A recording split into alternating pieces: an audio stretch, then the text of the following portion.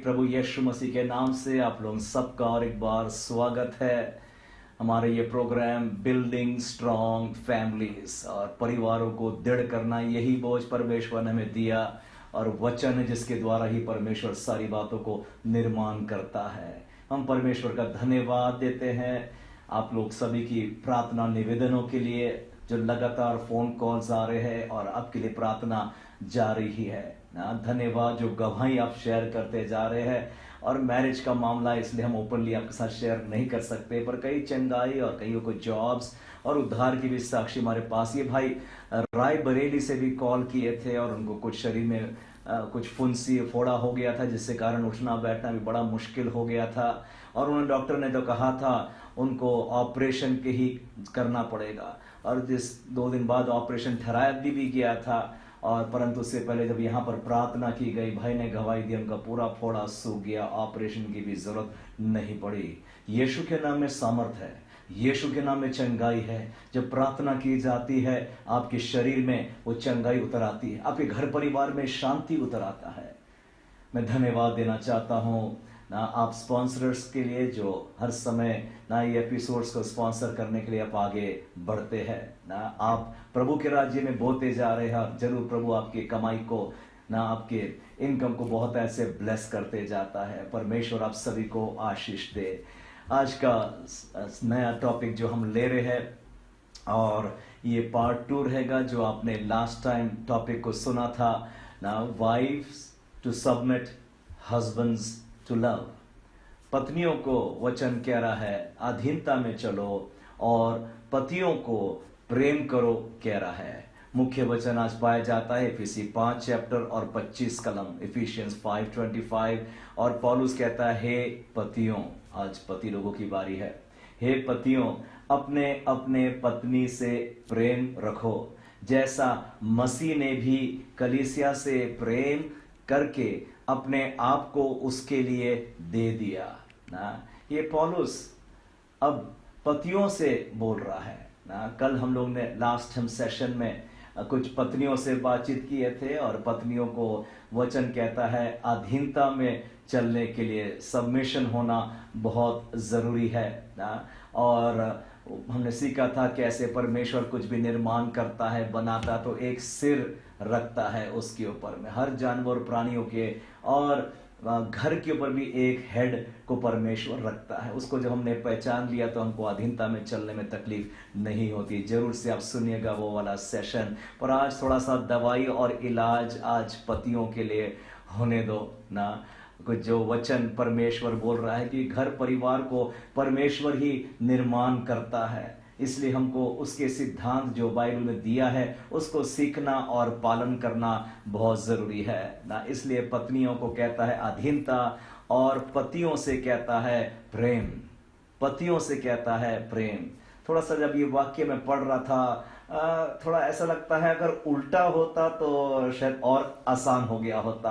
पत्नियों को अगर बोला होता है हे पत्नियों अपने अपने हस्बैंड से आप प्रेम करो, और पतियों को बोला होता आपने अपने पत्नी के अधीन रहो। मुझे पता नहीं, पर कई बार पति लोग ज्यादा अधीन, चल कोई बात नहीं ना, झगड़ा नहीं शुरू हो जाए वहां पर, परंतु हम भाई लोग भी ना अधीनता में भी हम चलते हैं ना। परंतु जो वचन बोल रहा है उसको हमको पालन करना हमें बहुत जरूरी है। और वचन यही कह रहा है पत्नियों को अपनी अधीनता में चलने पाए, और पतियों से बोलता है अपने अपने पत्नियों से प्रेम करो ना। मैं सोच रहा हूं ये कठिन काम परमेश्वर ने हमको दे दिया। मर्द ना, पुरुष जात जो होता है, परमेश्वर ने इसको इतना दृढ़ बनाया, मसल्स दिया, उसकी हड्डियां, उसका कद भी थोड़ा ज्यादा होता है ना, उसका बातचीत करने का तरीका, व्यवहार ना, और उसकी आवाज भी थोड़ी मोटी होती है। स्त्रियों से थोड़ा सा ज्यादा मजबूत भी माना जाता है, स्ट्रांग माना जाता है ना। परंतु बाइबल बोलती है पुरुषों को कि अपने अपने पत्नियों से प्रेम करो, प्रेम करो ना। प्रेम करना है तो थोड़ा मीठा आवाज से प्रेम निकलना चाहिए ना। और ये पुरुष के लिए कई बार बहुत कठिन हो जाता है, क्योंकि उसका बॉडी स्ट्रक्चर ही ऐसी है, उसका आवाज भी ऐसी है। कुछ दो मीठे प्रेम के शब्द भी बोलेगा, पर इतने मोटे आवाज से बोलेगा आई लव यू ना, तो कुछ मिठास भी मजा नहीं आती उसमें से ना। और थोड़ा हमारा भारतीय संस्कृति भी और ऐसा है बैकग्राउंड ना, कि हमको मर्द को, पुरुष को वो प्रेम और से बातचीत करना अपने पत्नी के साथ थोड़ा सा कठिन ही लग जाता है ना। परंतु जो बाइबल बोलती है उसको हमको पालन करना बहुत जरूरी है। देखो परमेश्वर ने जब स्त्री जात को बनाया, कुछ सोच करके बनाया, उसका शरीर ना, उसका आकार, उसका ब्रेन, सब कुछ पुरुष से थोड़ा सा फर्क बनाया है। मैं देखता हूं कि जो स्त्री जात है ना, प्रेम उसका पेट्रोल होता है, प्रेम वो फ्यूल है ना, वो गैसोलीन है, वो पेट्रोल जिसके ऊपर वो मोटर गाड़ी चलती है ना। और पत्नियों का अगर टैंक फुल है प्रेम से, तो फिर तो बहुत वो दौड़ने के लिए तैयार हो जाती है और सब काम करने को तैयार हो जाती है ना। थोड़ा सा वैवाहिक जीवन में टाइम लगता है समझने के लिए, परंतु हम अगर प्रेम के साथ व्यवहार करेंगे ना, तो आपको अपने मैरिड लाइफ में प्रॉब्लम नहीं होगा ना। इसलिए जो बाइबल कहती है हे पतियों अपने अपने पत्नियों से प्रेम करो। अब देखना ये कोई सुझाव नहीं है, सजेशन नहीं है, गुड कमेंट्स, गुड एडवाइस नहीं है, पर एक कमांडमेंट है, एक रिक्वायरमेंट है, क्योंकि परमेश्वर घर को बनाता है और वो रूल्स को सेट कर देता है। वो जानता किस बातों की आवश्यकता होगी, इसलिए हस्बैंड्स को ना ये एक आज्ञा के तरीके में आप ले लीजिए परमेश्वर की तरफ से, हे पतियों अपने अपने पत्नियों से प्रेम करो। प्रेम करो, प्रेम से बोलो, दो प्रेम के शब्द बोल देना ना। हमारे क्रिया के द्वारा, हमारे एक्शंस के द्वारा, हमारी आवाज के द्वारा वो प्रेम को डेमोन्स्ट्रेट करना पड़ता है, प्रकट करना पड़ता है। पहला यूहन्ना 4:9 में यूहन्ना ने भी लिख दिया, जो प्रेम परमेश्वर हमसे रखता है वो इससे प्रकट होता है कि परमेश्वर ने अपने इकलौते पुत्र को जगत में भेजा है कि हम उसके द्वारा जीवन पाए। परमेश्वर ने भी अपने प्रेम को प्रकट किया अपने इकलौते पुत्र यीशु मसीह को भेज करके ना। यूहन्ना 3:16 भी हम जानते, परमेश्वर ने जगत से इतना प्रेम किया ना, उसने अपना इकलौता पुत्र भेजा ताकि जो कोई भी विश्वास करे वो नाश ना हो परंतु अनंत जीवन पाए ना। इसलिए यूहन्ना 3:16 परमेश्वर ने जगत से, जो स्ट्रॉन्गर है परमेश्वर, ऑलमाइटी है परमेश्वर, वो जगत से, जगत मतलब आप और मैं, हम जो कमजोर है, तंगी तकलीफ विपत्ति परेशानी में है, परमेश्वर ने हमसे आगे बढ़ करके प्रेम कर दिया ना। तब प्रेम किया, वचन कहता जब हम पाप में ही थे, वरंतु हम तो उसके दुश्मन भी थे। वो असली प्रेम होता है ना, जब एक स्ट्रॉन्गर कमजोर के साथ में प्रेम प्रकट करे, और तब प्रेम प्रकट करता है जबकि वो कमजोर है, क्यों ना दुश्मन भी हो, क्यों ना बुरा भी किया गया हो ना, पर वो प्रेम प्रकट, उसको हम इंग्लिश में, ग्रीक भाषा में अगापे प्रेम बोलते हैं ना अगापे प्रेम। अगापे प्रेम ना केवल एक फीलिंग नहीं है, एक भावना नहीं है, परंतु उससे बढ़ करके उसमें कुछ एक्शन होता है ना। उसमें अगले के प्रति उसके भलाई के लिए ना हम अपनी जान तक भी कुर्बान करने के लिए तैयार। दुख तकलीफ अन्याय सताव सब कुछ सह लेंगे, परंतु अगले का भलाई भलाई भला ही होना चाहिए। वो है अगापे प्रेम। परमेश्वर ने जगत से इतना अगापे इतना प्रेम किया, जिससे हम प्रेम करते उसको हम दुख में नहीं देख सकते हैं ना। इसलिए हे पतियों अपने अपने पत्नियों से प्रेम। अभी देखो, प्रेम एक जो भावना है इसको प्रकट करना पड़ता है। प्रेम को हम देख नहीं सकते हैं ना। मैं अपने पत्नी से कितना प्रेम करता हूं मैं कैसे बताऊं, कोई मीटर नहीं है बताने के लिए। उसको आप छू नहीं सकते, देख नहीं सकते। प्रेम एक भावना है, प्रेम को प्रकट करना पड़ता है। जैसे कि बिजली आपके घर में है, कैसे पता बिजली आज घर में है? टीवी चल रहा है ना, लाइट फैन एसी ना इत्यादि ये सब चल रहा है, बिजली ने प्रकट किया, तब आप कहते मेरे घर में आज बिजली है। हवा विंड ना, वो भी दिखता थोड़ी ना हमको, परंतु पत्तियां हिलती है, पेड़ हिलता है, थोड़ा ठंडी हवा हम महसूस कर लेते हैं, हमको पता लग जाता है हवा चल रही है। वैसे ही प्रेम, प्रेम दिखता नहीं है, छू नहीं सकते आप उसको, तौल और नाप भी नहीं सकते हैं ना। प्रेम को प्रकट करना पड़ता है। जैसे परमेश्वर ने अपने प्रेम हमारे प्रति प्रकट किया अपने इकलौते पुत्र को भेज करके, जिसने हमारे बदले अपने क्रूस पर अपनी जान दे दी है, कोड़े खाया हमारी चंगाई के लिए। वो होता है ना असली प्रेम। दुनिया का प्रेम मतलब ही प्रेम होता है ना। आपने मेरे लिए कुछ भला किया तो मैंने भी आपके लिए भला कर दिया, ये दुनिया ही प्रेम। परंतु अगापे प्रेम जो पौलुस बोल रहा है, पतियों अपने पत्नियों से प्रेम, वो अगापे प्रेम करो, बिना शर्त वाला प्रेम, कुछ उसके बदले में अपेक्षा नहीं करने वाला प्रेम ना, परंतु भलाई भलाई भलाई भला ही सोचेगा, भला ही करेगा ना। पहला यूहन्ना 3:18 में भी यूहन्ना ने लिखा ना, यूहन्ना कहता है हे बालकों, केवल शब्दों में ही नहीं ना, परंतु अपने क्रिया के द्वारा उस प्रेम को प्रकट करने पाए। सत्य और क्रिया के द्वारा, अपने एक्शंस के द्वारा, वर्ड्स के द्वारा, डीड्स के द्वारा वो प्रेम को प्रकट करो। ये बाइबल हमको बार बार सिखा रहा है ना।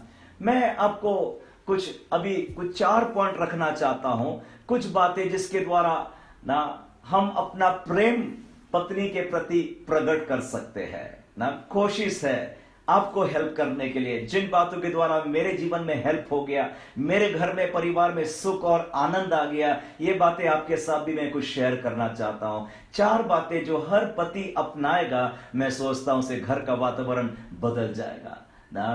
पहली बात है, स्पीक सॉफ्टली एंड स्वीटली। थोड़ा धीमी आवाज से बोलो और मीठी आवाज ना, शांति से उससे हम बातचीत करने पाए। Number 1, speak softly and sweetly. Bible भी कहती है, नीति वचन 15:1 में लिखा है ना, नीति वचन 15:1, कोमल उत्तर सुनने से जलजलाहट ठंडी होती है, परंतु कूट वचन से क्रोध धधक उठता है ना। सॉफ्ट आंसर, थोड़ा सा कोमलता के साथ में बोल दिया तो झलझलाहट और क्रोध ठंडा भी हो जाता है। कुछ लोग कहते हैं मेरी पत्नी बहुत गुस्से वाली है, बाप रे थोड़ा सा बोलो। भैया आपने कैसे बोला उसको ना, कुछ कोमल शब्द लिया, स्वीट वर्ड्स लिया, अरे वो तो पिघल जाएगी। बाइबल ही बोल रहा है झलझलाहट उसका ठंडा हो जाता है ना, वो कोमल वर्ड्स के द्वारा। कई बार ना वो पत्नी लोग भी कंप्लेन करते रहते हैं ना कि मेरा हस्बैंड तो बाप रे आग बरसता रहता है, चिल्ला चिल्ला के बाद बोलता है, मेरा तो कान फट रहा है ना। और बहुत जल्द वो रोने और आंसू की नदी बहती रहती है ना।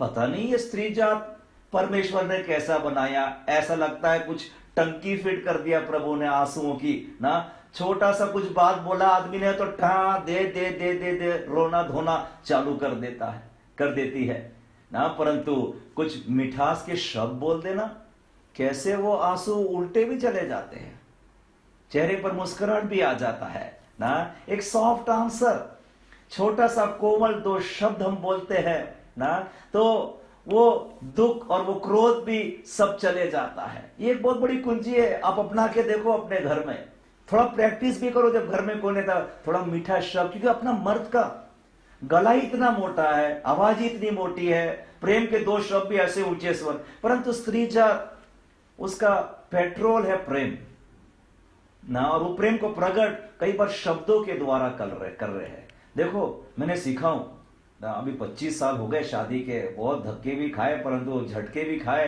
परंतु सीखा ना मैंने, अभी कुछ काम करना ना होता है ना, वीना थोड़ा सा ये काम कर देना मेरे लिए, वो एक दो शब्द बोल दिया मैंने तो बड़े जल्दी से काम, वो शब्द बहुत महत्व के होते हैं।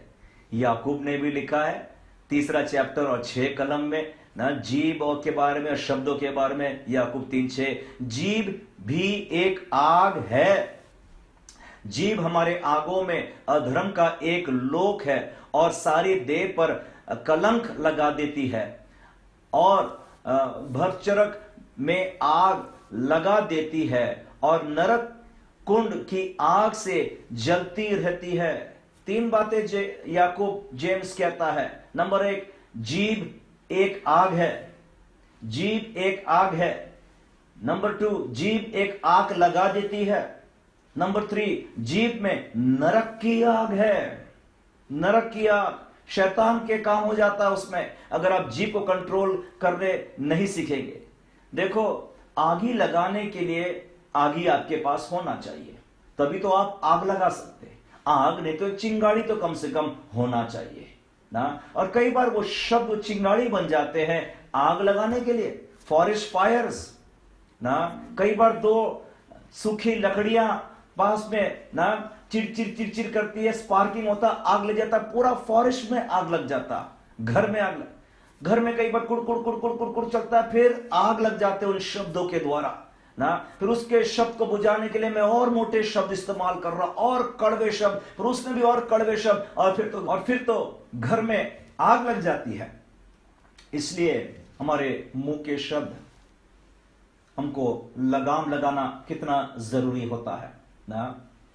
मुंह के शब्द थोड़ा प्रेम से भरे हो, थोड़ा वॉल्यूम कम रखेंगे ना, तो हमारे आधे से ज्यादा मैरिड लाइफ के प्रॉब्लम्स सब सॉल्व हो जाते हैं। सो इसलिए नंबर 1 पॉइंट ना, विवाह में हमको सुधार होना है, मुंह के शब्द को बदल दो ना, मीठे शब्द, धीमी आवाज। नंबर 2 पॉइंट जो मैंने सीखा मेरे लाइफ में ना, अप्रिशिएट हर, सराहना करो ना, कुछ हम उसने कुछ काम करी है ना, उससे हम अपना आभार धन्यवाद को हम प्रकट करने पाए ना, अप्रिशिएट करना है अपने वाइफ्स को ना, अपने वाइफ्स को हम लोग ऐसा कूड़ा ना समझे, वो डोरमैट ना समझे ना, ये मत समझना कि भैया आप फंस गई है, वो कहां जाने वाली है ना, पर छोटा छोटा काम भी वो करी, खैर आपकी अपेक्षा के अनुसार नहीं की होगी ना, पर जैसा वो करी है उसको हम अप्रिशिएट करने पाए, क्योंकि उसने अपना घराना छोड़ा है,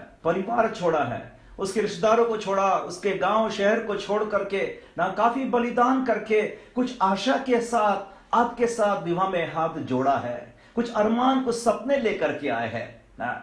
हम 2 शब्द कुछ अप्रिसिएशन ना, सराहना देंगे उसको, अच्छा रोटी बनाई, अच्छा खाना बनाई ना, अच्छा साफ करा ना, तो आप उसको बहुत प्रोत्साहन दे रहे हैं ना, आप उसको, वो बहुत खुश हो जाती है कि मेरा पति मुझसे खुश हो गया, तुरंत अपने माँ बाप को फोन लगा दी, आज मेरे हस्बैंड ने ऐसा बोला मेरे को ना। वो अप्रिसिएशन कई बार शब्दों के द्वारा हो रहा है, कई बार कुछ एक तोहफा लेकर के आ गए, कोई फ्लावर बुके लेकर, एक साड़ी लेकर के आ गए, एक ड्रेस, एक मिठाई का डब्बा लेकर के आए, एक कैडबरी सिल्क लेकर के आ गए आप ना, छोटा सा गिफ्ट लेकर के आ गए ना, वो बहुत खुश हो जाती है ना। बाइबल भी कहती है नीति वचन 21 और 14 में, गुप्त में दी हुई भेंट से क्रोध ठंडा हो जाता है ना, वो क्रोध चला जाता है ना। इसलिए वो छोटी छोटी बातों, वो आपके तोहफा के भूखी नहीं है कि आप उसको गिफ्ट ला करके दो, परंतु वो गिफ्ट के पीछे में जो आपकी मनसा इरादा है वो ज्यादा कीमती है उसके लिए ना, इसलिए नंबर 2 अप्रिसिएशन जरूरी। नंबर 3 लिसन टू हर, थोड़ा सुनो ना उसकी बात ना। मनोवैज्ञानिक ने कहते हैं कि स्त्री जात लगभग दिन भर में 20,000 शब्द कहती है, 20,000 वर्ड्स वो बोलती है। पुरुष कुछ 7,000 में ही थक जाता है, इतना बोला इतना बोला। ये कुदरती है, ये हमारा केमिस्ट्री, प्रभु ने ऐसा बनाया है हमको ना। आपने देखा कभी छोटी लड़कियां वो जल्दी बोलना सीख जाती है छोटे लड़के के बराबर में, स्मॉल गर्ल्स जल्दी बोलती है ना, वो कुदरती है, परमेश्वर ने उसको ऐसा बनाया है। तो इसलिए स्त्री जात थोड़ा ज्यादा बोलना पसंद करती है। कई बार पुरुष बोलते मेरी पत्नी तो बहुत ज्यादा बोलती है रे ना, बक बक बक बक बक बक सुनाती रहती है ना। पर थोड़ा विचार करो, अगर ऐसा एक केस है जिसमें स्त्री नौकरी पर अगर नहीं जाती है तो दिन भर घर में थी ना, वो घर उसको जेल के समान लग जाता है। वो ठहरी है कब मेरा पति आएगा, कब मेरा पति आएगा, कब मेरा, और जैसा उसका पति आता है वो उसके साथ बैठती है और सब दिन भर का कारोबार, क्या हुआ, कौन आया, किसका फोन, आज खाना बनाने में क्या तकलीफ हुई, आज भाई नहीं आए घर में, वो बोल चालू कर देती है। हस्बैंड बोलता है भाई मैं दिन भर कितना थका मांदा हूं, तेरे को क्या पता कहां कहां घूम के आया, जरा चैन की सांस तो लेने दे, बैठने तो दे मेरे को थोड़ा सा। पर आते साथ ही इसने अपना रेडियो चालू कर दिया। मैंने भी ये बातों को सीखा हूं, इसलिए सिखा रहा हूं आपको।